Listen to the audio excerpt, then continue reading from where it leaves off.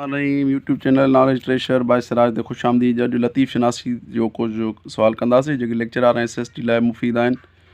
शाह लतीफ़ 1690 ईस्वी में पैदा थियो, 1112 हिजरी में मुताबिक़। ईस्वी 1690 1102 हिजरी में पैदा थियो ऐं वफ़ात 1752 ईस्वी 1165 हिजरी में। शाह करीम बुलेडियारो संदन तड़ ॾाॾो हो। संदन वालिद जो नालो शाह हबीब।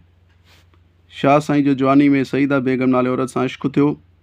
शाह साहब सैरो सियाहत में 3 साल ॿार गुज़ारिया। शाह साईं जोगियुनि ऐं सामियुनि कापिड़नि सां हिंगलाज जो सफ़र कयो। शाह करीम बुलेडियार जो मुक़बरो शाह लतीफ़ साईं जोड़ायो। वॻनि फ़क़ीर सां चर्चनि जो ज़िक्र सुर बिलावल में आहे। शाह जो मुक़बरो ईदन राज़े जोड़ियो। शाह साईं जे ज़माने में नादिर शाह सिंध ते का कई। शाह जो रिसालो सभ खां पहिरीं अर्नीस्ट ट्रंप 1866 ईस्वी में जर्मनी में छपरायो। शाह इनायत जी शहादत लतीफ़ साईं जी हयाती में थी। जुमे जी राति राग थींदो आहे दरगाह ते। शाह लतीफ़ 63 सालनि जी उमिरि में वफ़ात कई। शाह साईं ठठे में मखदूम मुइन ठठवी सां मुलाक़ात लाइ वेंदो हुयो। ESS सब्जेक्ट स्पेशलिस्ट सिंधी में आयल आहे। ग़ुलाम शाह कलोड़े शाह साईं जी मज़ार ते मुक़बरो जोड़ायो। दंबूरो शाह साईं जी इजाद आहे। मदन फ़क़ीर भगत जी शाह साईं सां दोस्ती हुई।